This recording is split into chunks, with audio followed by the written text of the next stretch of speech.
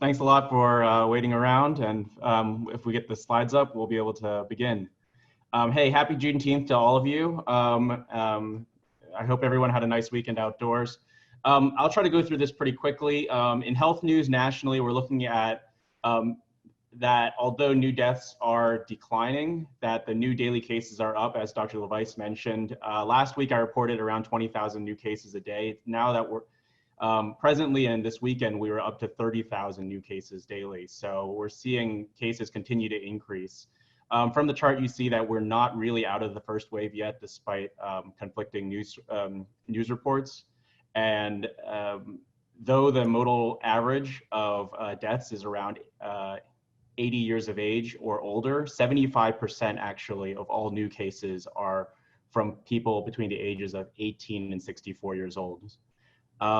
In economic news, we're currently looking at unemployment that's approximately twice as high as the most severe of anything that we saw during the Great Recession. There are also certain concerns with sustained economic loss and scarring.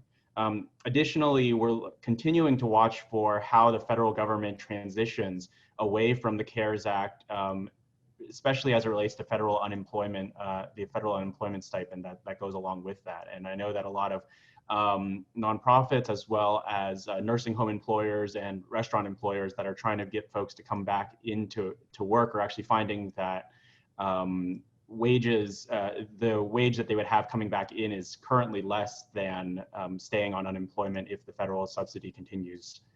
Since reopening, or excuse me, since reporting on this last week, the Trump administration also will now be disclosing all PPP loan recipients for anyone who received over $150,000 from that program. Furthermore, that's around 75% of all the loans that went out, and certain members of Congress that actually received funding from PPP were also those who voted against transparency.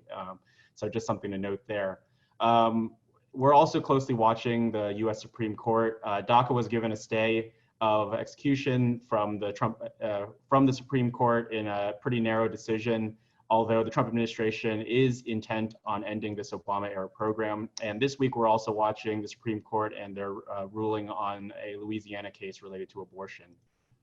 On the next slide, we see in Pennsylvania, cases are decreasing, and we're one of only 3 states that have had declining cases for the past 40 days. Furthermore, there are multiple mobile testing sites at Walmarts across the Commonwealth. So if you need to travel for any reason or visit vulnerable people, I would encourage you to reach out to those testing facilities.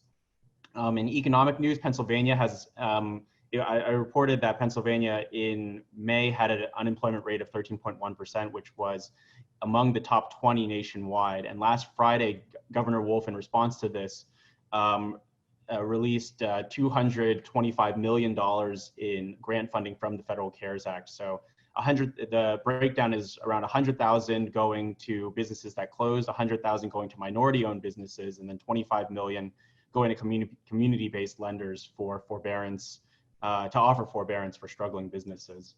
And then finally, on the third slide, I just wanted to give a brief summary of some racial justice updates, but really more on police reform initiatives.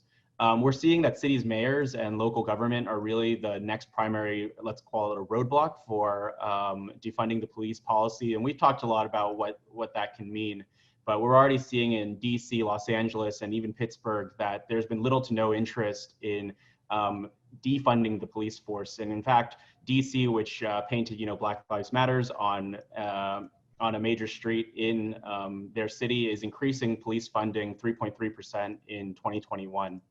Federally, Senator Tim Scott, who's also a Republican from South Carolina and the Republican caucus's only African-American senator, released a police reform bill last week, and it includes 3 core components, including data collection for the FBI, training and de-escalation, and records preservation, and creating a national database. And so a lot of Democrats really have felt that this reform falls short of what is needed, including things around a chokehold ban, things around banning no-knock warrants, and it doesn't make it easier for people to sue against police misconduct. So there's a lot of elements that are missing here. So We're keeping close track on what the Democrats will do in this situation, but certainly this is an important issue.